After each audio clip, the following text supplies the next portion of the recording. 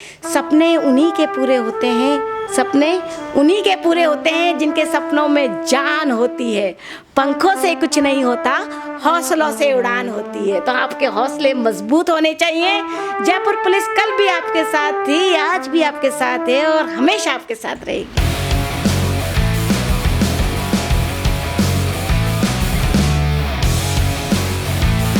नमस्कार, मैं रणवीर और सिंस इंडिपेंडेंस की खास बातचीत में हमारे साथ हैं additional DCP Nirbhaya squad Sunita Meena ji. Ma'am, महिला दिवस की आपको बहुत बहुत शुभकामनाएं। First of congratulations.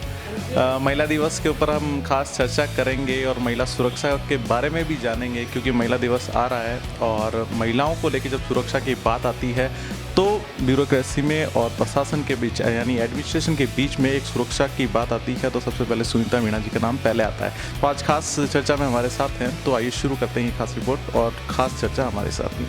मैम, सबसे पहले मैं सवाल पूछना चाहूँगा कि जो निर्भया स्क्वाड है उसका गठन क्यों किया गया?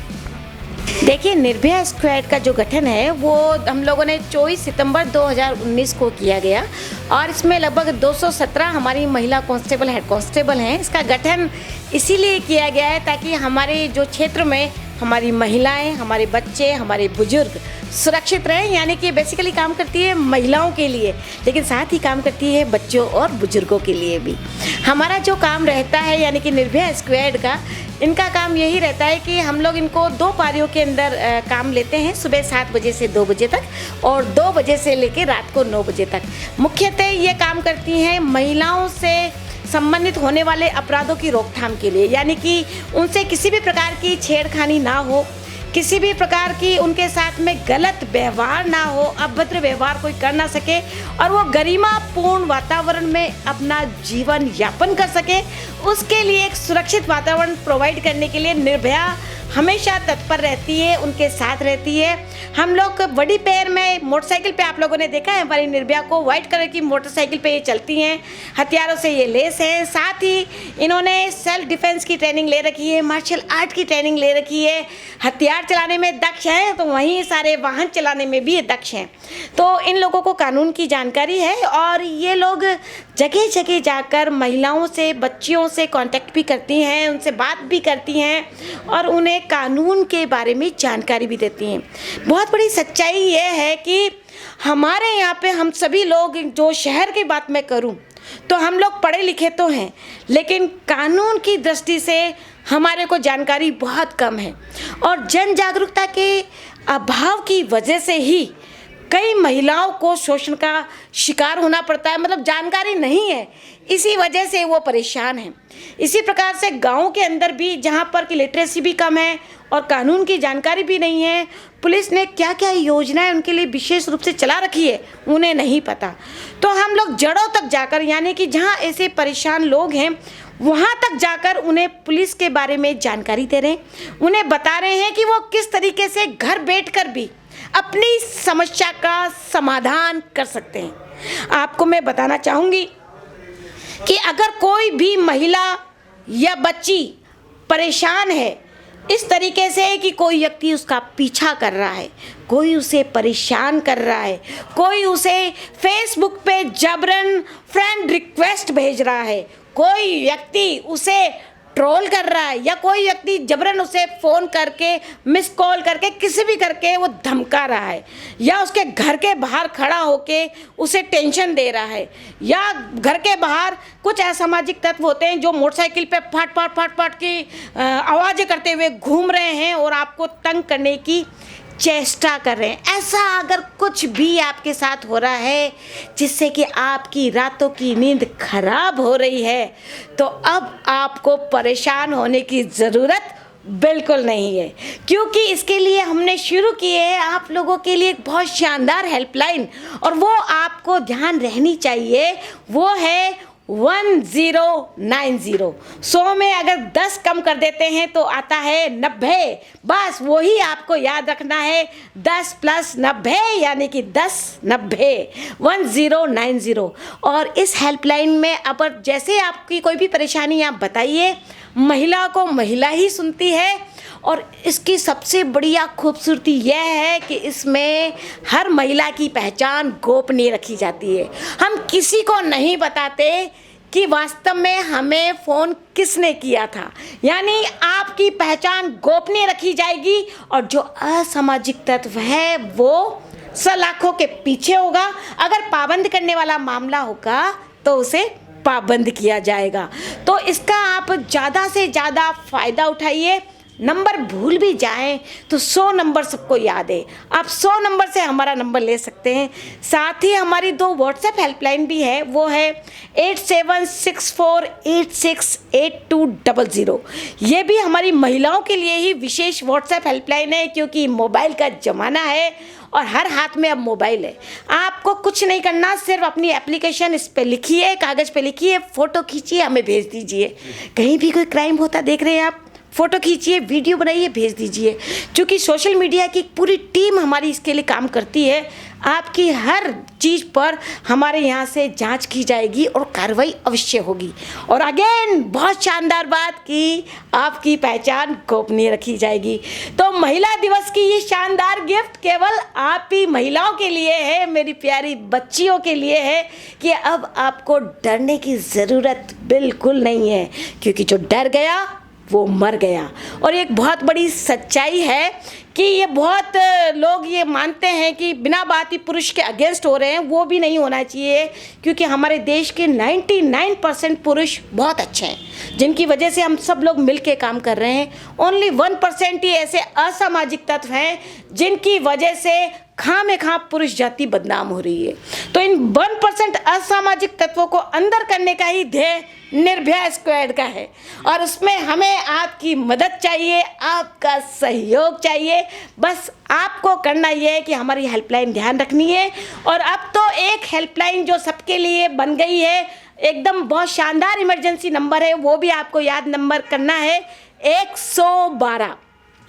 हम लोग जगह जगह नुक्कड़ नाटक से सब लोगों को ये बताते रहते हैं। नुक्कड़ नाटक में हम लोग ये शो करते हैं कि एक आदमी है जो एक महिला को मार रहा है, और महिला चूँकि राजस्थान की है, वो राजस्थानी भाषा में चिल्ला रही है, अरे बारे मार दिया रे, अरे बारे मार दिया रे। तो पास में एक बहुत शानदार सी सुंदर सी लड़की खड़ी है, पढ़ी लिखी, वो बोलती है, अरे बारे मत चिल्लाइए, अरे बारे मत चिल्लाइए, 112 पे डायल कीजिए।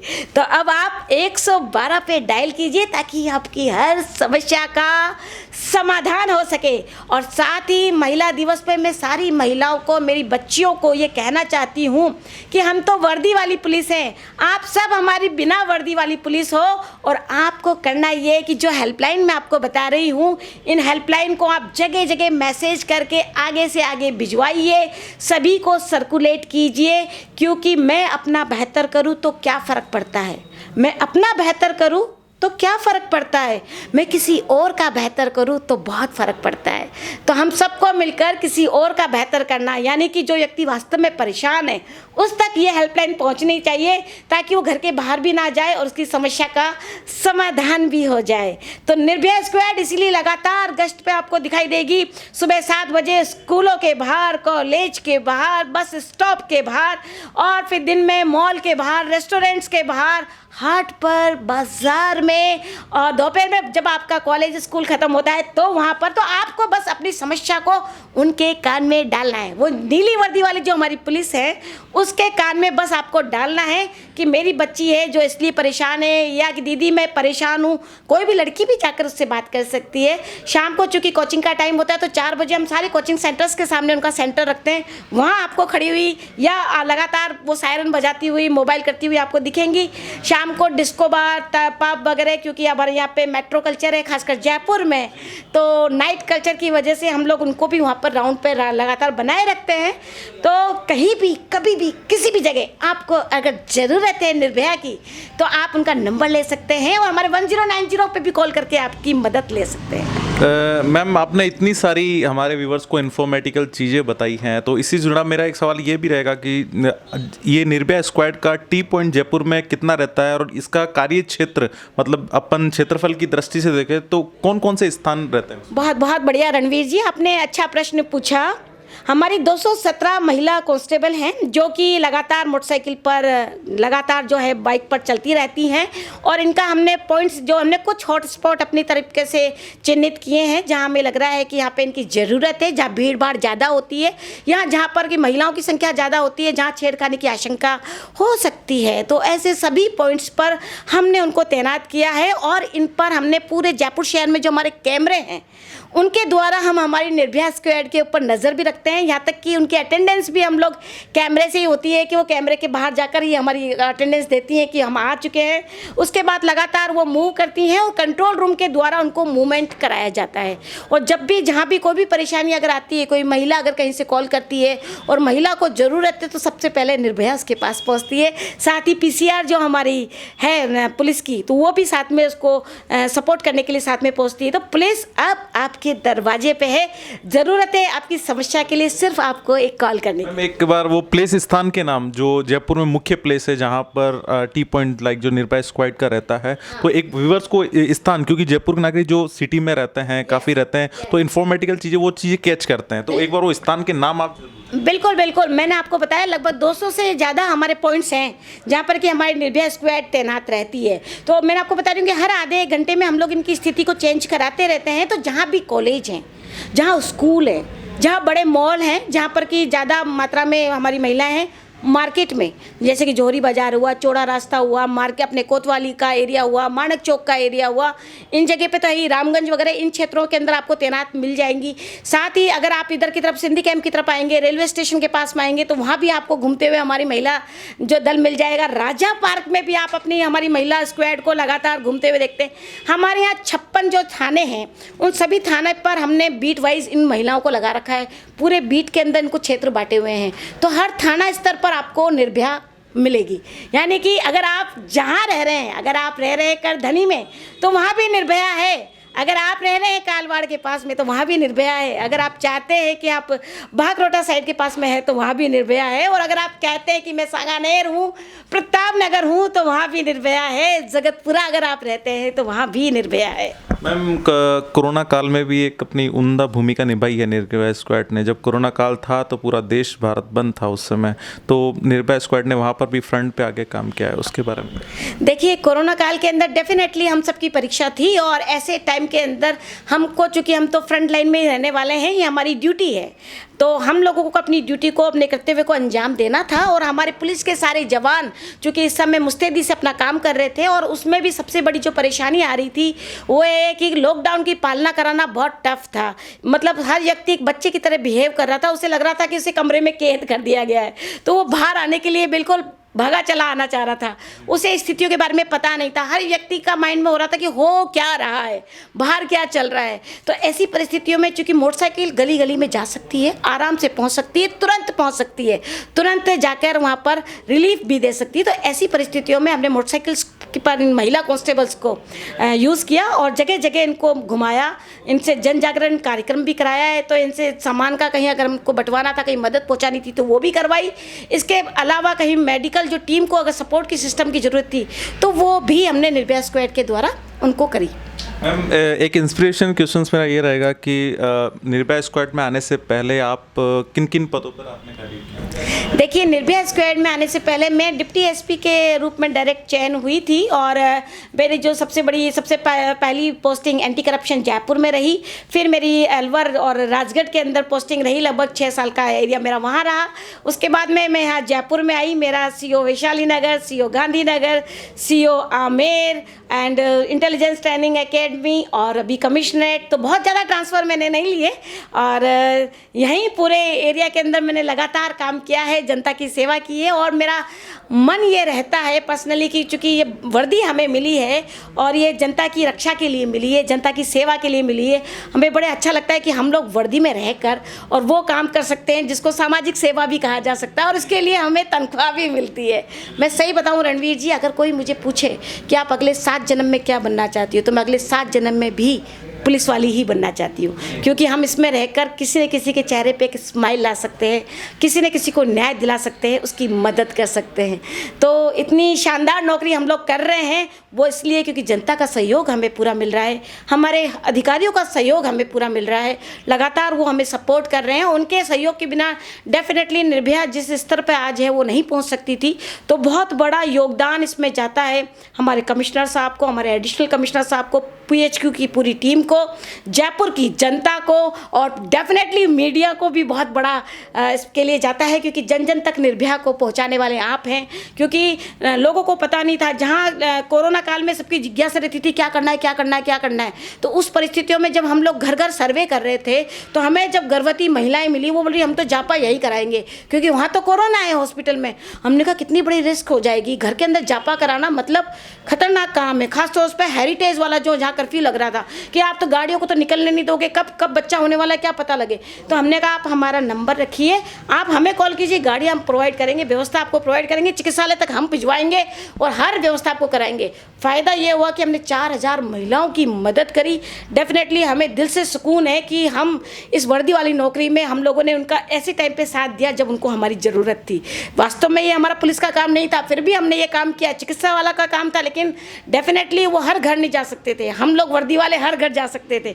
तो चिकित्सा की टीम ने और हमने मिलकर जो ये 4000 महिलाओं के साथ में जो काम किया वो रियली हमारे लिए भी लाइफ टाइम याद रहेगा। अभी हम लोग जो काम कर रहे हैं, महिला दिवस पे मैं आप लोगों को एक और गिफ्ट देना चाहूँगी सारी महिलाओं को और बच्चियों को, और वो ये कि पूरे राजस्थान में हमने सेल्फ डिफेंस की ट्रेनिंग का एक कोर्स चला रखा है, वो भी पुलिस की तरफ से, और वो भी बिल्कुल निशुल्क निशुल्क निशुल्क फ्री फ्री फ्री फ्री की चीज़ होती है, ध्यान आता है। तो आपको यही बताना चाह रहे हैं, हम सबका उद्देश्य ये है कि हर बच्ची, हर महिला सेल्फ डिफेंस के रूप में अपने आप में ताकतवर बने, उसमें एक आत्मविश्वास आ जाए। इस हेतु हम लोग उस लड़की को तैयार करने के लिए घर घर जाकर, वैसे तो हर पुलिस लाइन में हमारा सेंटर है, आप लोग अपनी बच्चियों को और महिलाओं को हमारे पास ला सकते हो। 10 साल से ऊपर की लड़कियाँ और 90 तक की जितने भी महिलाएं हैं जो कि कैपेबल है चलने में, वो हमारे यहाँ फिजिकली फिट होने की आवश्यकता नहीं है। आप किसी भी स्थिति में हैं, हम उस स्थिति में आपको अपनी सेल्फ डिफेंस करने की टेक्निक्स के बारे में जानकारी देंगे, उन्हें सिखाएंगे, कानून की जानकारी भी देंगे, आपको जो जो योजनाएं पुलिस आपके लिए चला रखी है वो भी हम आपको जानकारी देंगे। और केवल ये हम 5 दिन में आपको दे देते हैं। तो और ये स्कूल में, कॉलेज में, यहाँ भी हम चला रहे हैं। और जयपुर में तो ये व्यवस्था हमने दे रखी है कि आप अगर कहीं भी 20 से 25 महिलाओं का या बच्चियों का समूह है, तो हम आपकी सोसाइटी में आके, आपके घर पर आकर, आपके पार्क में या जहाँ भी कोई भी पब्लिक प्लेस है वहाँ आकर हम आपको सिखाएंगे। हमारा उद्देश्य यही है कि हमारे यहाँ की हर महिला, हर बच्ची कॉन्फिडेंट रहे, सेल्फ डिफेंस में पारंगत रहे और सबसे बड़ी बात, जोश और जुनून के साथ में बाहर निकलने के लिए तत्पर रहे, कभी भी ना डरे। मतलब 24 घंटे में जब भी उसे निकलना हो तो उसके मन में ये डर ना हो कि मैं अकेली नहीं जा सकती, क्योंकि उसे अब सेल्फ डिफेंस की टेक्निक आएगी, कानून के बारे में जानकारी होगी और हर व्यक्ति को जो मिलना चाहिए, जिसे हम बोलते हैं संवैधानिक अधिकार, समानता का अधिकार, तो चाहे लड़का हो चाहे लड़की हो, बराबर का अधिकार मिलना चाहिए। हमारा ये कहना है कि जब तक महिला इस पोजीशन में रहेगी, यानी कि मांगने की मुद्रा में रहेगी, अगर वो निर्भर रहेगी अपने पति पर, पिता पर, भाई पर, पैसों के लिए या किसी भी चीज़ के लिए, उसका शोषण होता रहेगा, उसे दबना पड़ेगा। लेकिन जिस दिन वो देने वाली मुद्रा में आ जाएगी, यानी कि आर्थिक रूप से मजबूत हो जाएगी, तो उसका शोषण इस दुनिया की कोई भी नहीं कर सकता। तो आपको ज़रूरत है आत्मनिर्भर बनने के लिए, उसके लिए घर से बाहर निकलना पड़ता है, तो निकलिए, बेझिझक निकलिए। हम आपके साथ कंधे से कंधा मिलाकर चलने के लिए तैयार हैं। साथ ही अपना कोई जो हुनर है उसको आप एक नई दिशा दीजिए, उसे एक अंजाम तक पहुंचाइए, मंजिल तक पहुंचाइए। आपका हुनर आपको आर्थिक रूप से मजबूत करेगा। घर बैठे भी आप बहुत कुछ कर सकती हैं। इस दुनिया में ऐसा कोई काम नहीं है जो हम नहीं कर सकते, क्योंकि nothing is impossible, we can do everything. हम सब कुछ कर सकते हैं, बस ज़रूरत है एक आत्मविश्वास की और कुछ करने के जज्बे की। तो डेफिनेटली महिलाएं तो बहुत आगे हैं, तो डेफिनेटली हम मानते हैं कि आपका जज्बा बहुत ऊंचाइयों तक जाएगा और हम जो मंजिल तक पहुंचना चाहते हैं वो आप ज़रूर पहुंचेंगी, क्योंकि सपने उन्हीं के पूरे होते हैं। सपने उन्हीं के पूरे होते हैं जिनके सपनों में जान होती है। पंखों से कुछ नहीं होता, हौसलों से उड़ान होती है। तो आपके हौसले मजबूत होने चाहिए। जयपुर पुलिस कल भी आपके साथ थी, आज भी आपके साथ है और हमेशा आपके साथ रहेगी। मैम, मेरा अंतिम सवाल रहेगा कि हमारे सिंस इंडिपेंडेंस व्यूअर्स को आपकी तरफ से क्या मैसेज वीमेंस डे के ऊपर भी और आपकी तरफ से? मेरा सभी को यही कहना है, मेरी जो महिलाएं, मेरी बच्चियां मुझे देख रही हैं और जो पुरुष हमारे साथी हमें देख रहे हैं, उन सभी को हमारा ये एक संदेश है कि अपनी बेटी को बचाइए, बेटी को पढ़ाइए, साथ ही अपने बेटे को सिखाइए। नारी का सम्मान बहुत ज़रूरी है। आपको मैं एक बात ये कहना चाहूँगी कि हमारे पास में डेली इस तरह के मामले आते हैं जिससे कि हम भी खुद दुखी हो जाते हैं कि 17 साल का बच्चा है और जो बच्ची है वो 14-15 साल की है, और ऐसी परिस्थितियों में वो लोग कहीं ना कहीं प्रेम प्रसंग के चलते या किसी भी बात को आप कहना चाहें कि वो लोग इस तरीके की हरकतें कर जाते हैं जिसकी वजह से उन्हें ये पता नहीं है कि कानूनन ये गलत है। कितनी बार हमारे पास आते हैं और वो कहते हैं कि मियाँ बीवी राजी तो क्या करेगा काजी। 16-17 साल की, 15-16 साल की लड़की है और लड़का जो है वो चाहे बालिग है चाहे नाबालिग है, वो कहते हैं मियाँ बीवी राजी तो क्या करेगा काजी। तो हम कहते हैं कि अगर आप नाबालिग हैं, अगर वास्तव में लड़की नाबालिग है तो बहुत कुछ करेगा ये काजी, क्योंकि 18 साल से कम की बच्ची की सहमति भी मान्य नहीं है।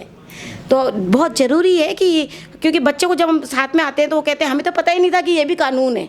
तो बहुत ज़रूरी है जानना कि अगर बच्ची ने सहमति भी दी है तो उसकी सहमति मान्य नहीं है, चाहे बच्ची है चाहे बच्चा है। साथ ही अगर कोई लड़की, अगर वो बालिग भी है और अगर वो कहती है नो, ना का मतलब ना है। किसी भी हालत में आप ये ना समझें कि आप ये जो कहते हैं, हमने कई जगह सुना है, लोगों को बोलते हैं कि लड़की की ना में भी हाँ होता है। ऐसा नहीं है। अगर आपने ये कहा कि तू हाँ कर या ना कर, तू है मेरी किरण, समझ गए आप लोग, तो अब ये नहीं चलेगा। लड़की की ना का मतलब ना होता है। अगर आपने ना का मतलब ना नहीं समझा तो फिर आपकी जगह सलाखों के पीछे होगी, आपको जेल जाना पड़ सकता है, आपको कोर्ट कचहरी के चक्कर लगाने पड़ सकते हैं। इसलिए किसी भी प्रकार से महिलाओं के प्रति आपको संवेदनशील रहना बहुत ज़रूरी है, क्योंकि कानून में बहुत खतरनाक संशोधन हो चुके हैं। अगर आप संवेदनशील नहीं रहे तो बहुत मुश्किल में आप पड़ सकते हैं। कई जगह हमने देखा है, अभी परसों पलरोज की बात मैं आपको बता रही हूँ, एक बच्चा एक लड़की के लिए बोल रहा था कि जो हम लोगों ने बच्चियों को जो जानकारी दी थी कि भी कानून वगैरह के अंदर, तो उसने हमको फ़ोन करके बताया कि लड़के ने मुझे बोला अरे ओ छम्मक चल लो। फिर मैंने कहा बेटा फिर तुमने क्या कहा? तो उसने बोला कि मैंने कहा मत बोल रहे छम्मक चल लो, नहीं तो लग जाएगी धारा 509। तो मतलब बच्चियों को पता है कि धारा 509 लग जाएगी, इसलिए डोंट से एनीथिंग। अभद्र व्यवहार ना बोलें, गलत बात ना बोलें, ऐसी कोई भी चीज़ ना करें जिससे कि आपको और आपके बच्चों को कोर्ट कचहरी के चक्कर लगाना पड़े। तो इसीलिए बच्चों को, खास तौर पे बेटों को हमें बहुत सिखाना है। नारी सम्मान ज़रूरी ही नहीं, अब तो मजबूरी है। कतई इस चीज़ के ऊपर आप लोगों को मतलब बहुत सख्ती से काम लेना है कि अपने बेटों को पूरा ज्ञान दें कि छोटी सी ना समझी, छोटी सी नादानी उन्हें कटघरे में ले जा सकती है, सलाखों के पीछे ले जा सकती है। धन्यवाद मैम, आपका खास चर्चा के लिए बहुत बहुत शुक्रिया सिंस इंडिपेंडेंस के हाथ में। तो ये थी एडिशनल डीसीपी सुनीता मीणा जी, जिन्होंने काफ़ी इन्फॉर्मेटिकल बातें बताई और साझा की अपने साथ में। देश और दुनिया की तमाम ऐसी और न्यूज़ और खबरों के लिए बने रहे सिंस इंडिपेंडेंस के साथ। मैं रणवीर, धन्यवाद। सिंस इंडिपेंडेंस अच्छा काम कर रहा है और अपना जो चैनल इन लोगों ने चलाया है जनता के लिए, इन्होंने एक सीरीज़ चलाई है महिला दिवस पर। सभी लोगों से मिलकर उनके विचार भी जान रहे हैं, उनकी जो इन्फॉर्मेशन है, सूचना है, वो जन जन तक पहुंचाने का एक बेहतर काम कर रहे हैं। आपको हमारी तरफ से ढेर सारी शुभकामनाएं।